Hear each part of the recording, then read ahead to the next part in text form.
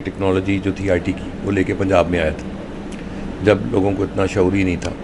तो आज भी इतने मुश्किल और महंगे दौर में हम इस स्लोगन को लेके चल रहे हैं, मुनासिब फ़ीस और बेहतरीन तालीम को उसी एजेंडे पर हम काम कर रहे हैं। बेसिक्स हैं और फिर ग्राफिक्स की स्किल्स आ दें, फिर इनको ऑनलाइन अर्निंग का पता लगे। करेगा तो वो थोड़ी सी करेगा, लेकिन वो एक टाइम आएगा कि वो बहुत आगे चला जाएगा। बिस्मिल्लाहिर्रहमानिर्रहीम। अस्सलाम वालेकुम नाजरीन, मैं हूं उज़्मा और आप देख रहे हैं आपका चैनल स्ट्रॉन्ग उज़्मा। नाजरीन, बहुत कम लोग होते हैं जो सोचते हैं दूसरे लोगों के बारे में कि ख़ुद तो वो सक्सेसफुल होते हैं, लोगों के सामने आते हैं, लेकिन वो चाहते हैं कि जो दूसरे लोग हैं वो भी कामयाब हों। आज मैं मौजूद हूँ brains college group of college के जो चेयरमैन हैं काशिफ इफ्तिखार साहब, उनके साथ, और प्रेसिडेंट हैं वो आईटी डिपार्टमेंट और हुनरमंद टेक्निकल एसोसिएशन के जो चेयरमैन हैं काशिफ इफ्तिखार साहब मेरे साथ मौजूद होंगे। हम इनसे जानेंगे कि इन्होंने ये जो कॉलेज बनाया और फिर ये आईटी के अंदर जो लोगों को स्किल सिखा रहे हैं, इनका मकसद क्या था कॉलेज बनाने का, और आज कितने लोग इस कॉलेज से जो है मुस्तफ़ीद हुए हैं।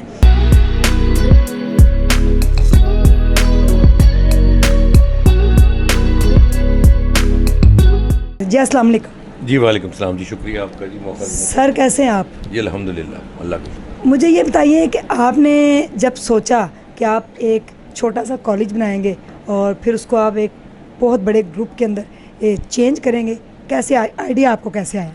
लेकिन जी एक्चुअली मैं बाहर से पढ़ा और उस वक़्त आज से 30 साल पहले मैं ये टेक्नोलॉजी जो थी आईटी की वो लेके पंजाब में आया था जब लोगों को इतना शऊर ही नहीं था जी। और मेरी ये सोच थी कि मैंने अपने मुल्क में जाके जो है वो खिदमत करनी है, क्योंकि ये टेक्नोलॉजी अवेलेबल नहीं थी पाकिस्तान में ना, उस वक्त बिल्कुल ग्रोइंग थी। तो मैं तब इस फील्ड में रह कर मैंने फिर जो है वो इसको इंट्रोड्यूस किया पूरे पंजाब में। मैं उस टीम का हिस्सा हूँ और उसके बाद फिर कुछ ही अरसे बाद मैंने brains group of IT colleges इनका मैंने जो है वो इनको शुरू किया। और हमारा उस वक़्त सोच ये थी कि मुनासिब फ़ीस बेहतरीन तालीम, ये हमारा स्लोगन है कि मुनासिब फ़ीस हो और तालीम A1 A+ ग्रेड की। और आज माशाल्लाह ब्रेन्स को कोई तकरीबन मोर देन 25 ईयर्स हो चुके हैं, इस वक्त नंबर 1 जा रहा है पूरे पंजाब का। तो आज भी इतने मुश्किल और महंगे दौर में हम इस स्लोगन को लेके चल रहे हैं, अपने मोटिव को लेके चल रहे हैं, और आज भी हम मुनासिब फ़ीस और बेहतरीन तालीम को उसी एजेंडे पर हम काम कर रहे हैं। सर, डिफरेंट कॉलेजेस हैं जो ऑनलाइन आपको कोर्सेज करवाते हैं और भारी भरकम फ़ीस भी लेते हैं, और बाद में कुछ लोगों को सर्टिफिकेट भी नहीं दिए जाते और कुछ लोगों को वो स्किल आती ही नहीं और उससे वो अर्निंग भी नहीं करते। इसके बारे में आप क्या कहेंगे? देखिए, बात यह है कि हम एक बड़े मोतबर पेशे में हैं जी। और हम उस पेशे में हैं कि ये एक पैगम्बरी पेशा है सल्लल्लाहु अलैहि वसल्लम, ठीक है ना।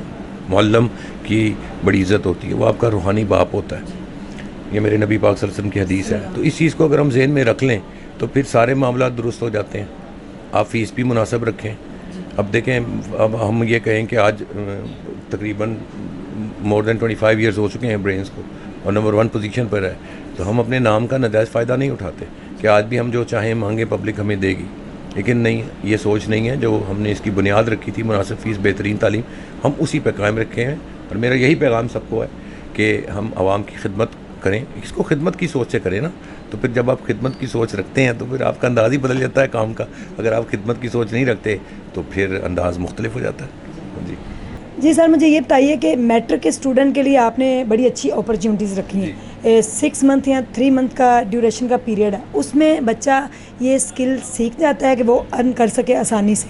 जी बिल्कुल, वो सीख जाता है। बात यह है कि मैट्रिक के बच्चों के लिए हमने स्पेशल स्कॉलरशिप सीटें रखी होती हैं ताकि उनके पेरेंट्स को भारी भरकम फ़ीसों का सामना ना करना पड़े। पहली बात ये, हमने बहुत अच्छा पैकेज रखा होता है और फिर हम उसमें बड़े अच्छे लेवल के कोर्सेज़ कराते हैं इनको, जैसे आईटी बेसिक्स हैं और फिर ग्राफिक्स की स्किल्स आ दें, फिर इनको ऑनलाइन अर्निंग का पता लगे, फिर वीडियो एडिटिंग इसमें बहुत काम हो रहा है। तो हम इस तरह का एक इनके लिए एक ब्लेंड बनाया हुआ है जो कि बड़ा फ़ायदेमंद होगा इनको फ्यूचर के लिए। और उस पे आकर जब स्टूडेंट्स काम करते हैं तो कुछ तो बच्चे माशाल्लाह इतने होशियार होते हैं कि वो ड्यूरिंग द कोर्स ही जो है ना वो अर्निंग की तरफ चले जाते हैं।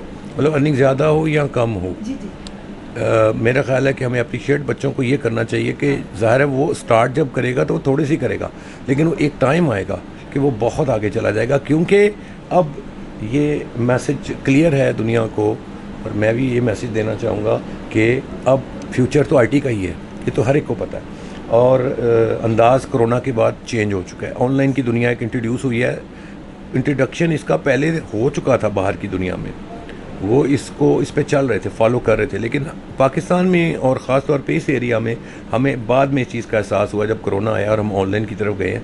तो ये एक बहुत बड़ी फील्ड है और इस पे एक बहुत बड़ी डिबेट है, वो की जा सकती है। तो फ्यूचर इज़ आईटी।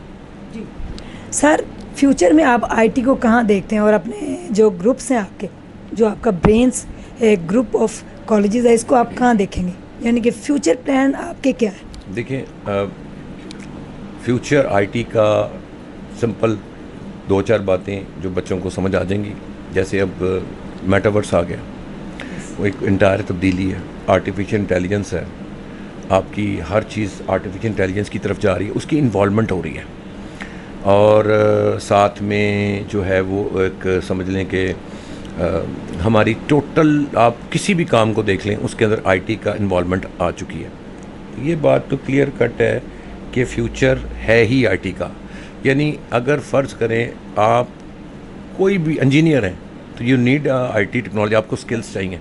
डिग्री आपने कर ली, बच्चे डिग्री करते हैं, डिग्री करने के बाद भी वो आकर उसके साथ जुड़ते हैं, आईटी के साथ जुड़ते हैं। जैसे मैं मिसाल दूं कि एक आर्किटेक्ट इंजीनियर है, वो किसी दौर में अगर करता था तो ड्राफ्टिंग करता था बाय हैंड, लेकिन अब कितना अर्सा हो गया जब आईटी आई है, तो वो अब जब तक वो ऑटोकैड को साथ जोड़ता नहीं, यानी कंप्यूटर को नहीं जोड़ता, वो सारा निज़ाम इनका नक्शों का जो है वो कंप्यूटर में चला गया।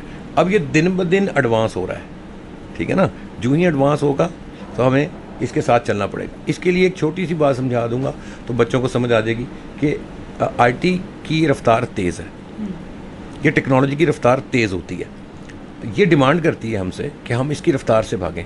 जो इसकी रफ्तार से भागेगा वो कामयाब होगा, जो इसकी रफ्तार को समझेगा नहीं वो पीछे रह जाएगा। जी, बड़ा अच्छा आपने जवाब दिया।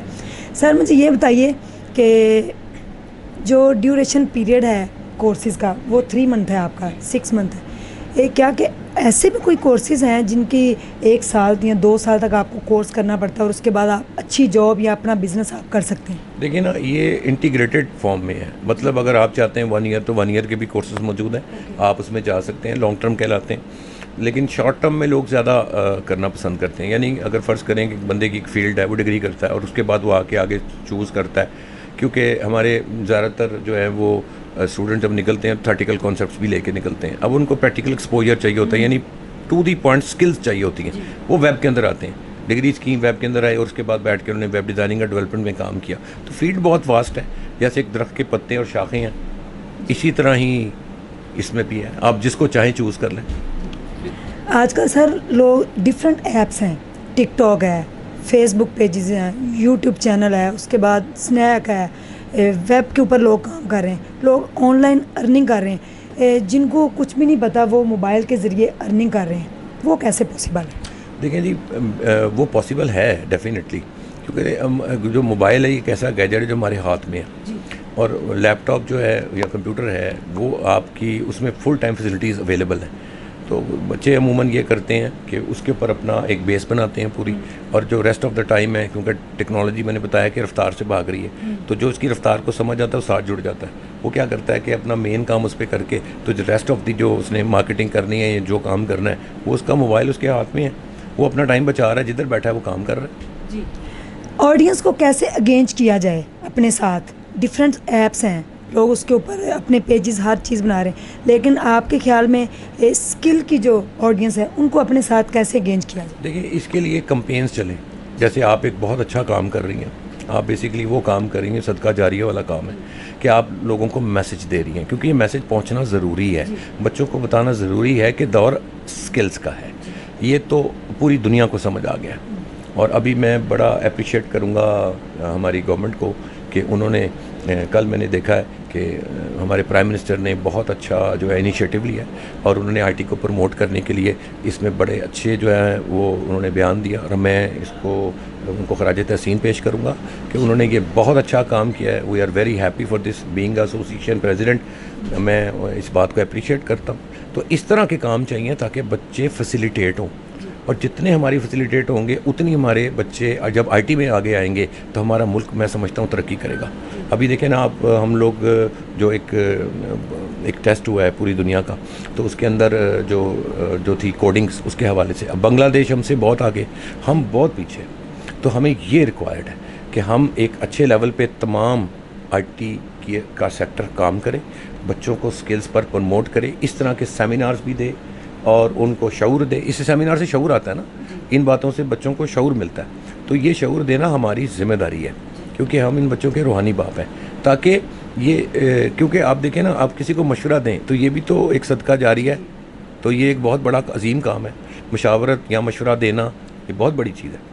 तो ये भी सुन्नत है मेरे नबी पाक सल्लल्लाहु अलैहि वसल्लम की। अच्छा मशवरा दें ताकि किसी के काम आइए मानत की तरह, और जब वो उस पर चलता है तो वो फिर सदका जारिया बन जाता है कि आपने किसी को गाइड किया तो चल पड़ा और आज वो तरक्की के ऊपर वो है। तो हम तो ये चाहते हैं कि हमारा मुल्क तरक्की की तरफ गामजन हो, और वो आईटी के सेक्टर को प्रमोट किए बगैर नहीं हो सकता। जी, कोई छोटा सा मैसेज पेरेंट्स के लिए ख़ास तौर पे? देखें, पेरेंट्स के लिए मेरा सिर्फ ये मैसेज है कि जैसे तालीम और तरबियत है, तो आजकल इसका फ़ुक़दा है। सबसे पहले तो हम तालीमी सेक्टर को ही कहेंगे, मैं उनको ही कहूँगा, मेरा उनके लिए भी मैसेज है कि तालीम के साथ बच्चों की तरबियत ज़रूरी है। और पेरेंट्स के लिए मैसेज ये है कि वो अपने बच्चों को टाइम दें। आजकल जो हम चीज़ देखते हैं कि बच्चों को टाइम नहीं मिलता, उस टाइम की वजह से बच्चा निगलेक्ट होता है। जब वो निगलेक्ट होता है तो किससे मशावरत करे, उसको कौन डायरेक्शन देगा? ज़ाहिर है हालात ख़राब हैं मुल्क की, वालिद अपनी जगह बिज़ी हैं, माँ अपनी जगह परेशान है। एक दौर था जब एक बंदा काम करता था, 8 बंदे खाते थे। आज घर के 3-4 बंदे काम करते हैं, फिर जाके घर चलता है। उसकी वजह से वो भी एक लैक ऑफ थोड़ी सी कंसंट्रेशन हो जाती है कि बच्चे को आप कंसंट्रेट नहीं कर पाते, उसको फोकस नहीं कर पाते। वहाँ से जब वो निगलेक्ट होता है तो वो फिर डी ट्रैक होता है। जब वो डी ट्रैक होता है, डी रेल होता है, तो फिर उसके बाद असल मसाइल स्टार्ट होते हैं।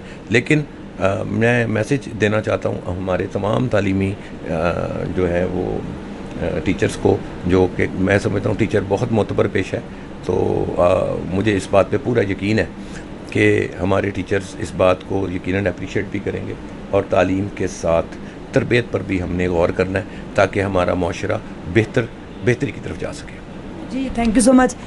जी नाजरीन, अपने बच्चों के लिए वक्त ज़रूर निकालें, क्योंकि बच्चे जो हैं टीन एज में जब आते हैं तो वो बिल्कुल एक छिले के बच्चे की तरह होते हैं। उनको संभालना बहुत ज़रूरी होता है, और अगर पेरेंट्स टाइम नहीं देंगे, अपने बच्चों के खुद दोस्त बने, बाहर जो एक्टिविटी बच्चे करते हैं उनके ऊपर ज़रूर नज़र रखें। और अगर आपका बच्चा पढ़ रहा है या वो 8 या 9th या 10th क्लास का स्टूडेंट है, तो उसको आपने फ्री नहीं रहने देना। फौरी तौर पे आपने किसी भी स्किल के अंदर उसको एडमिशन उसका करवाना। और ब्रेन्स ग्रुप्स ऑफ कॉलेजेस के जो चेयरमैन थे काशिफ इफ्तिखार साहब, उन्होंने बहुत अच्छी बातें की। अपने बच्चों को ज़रूर स्किल सिखाएँ और उनको टाइम दें। पाकिस्तान जिंदाबाद, ब्रेन्स ग्रुप्स ऑफ कॉलेजेस पाइंदाबाद। Thank you so much. अल्लाह हाफ़िज़।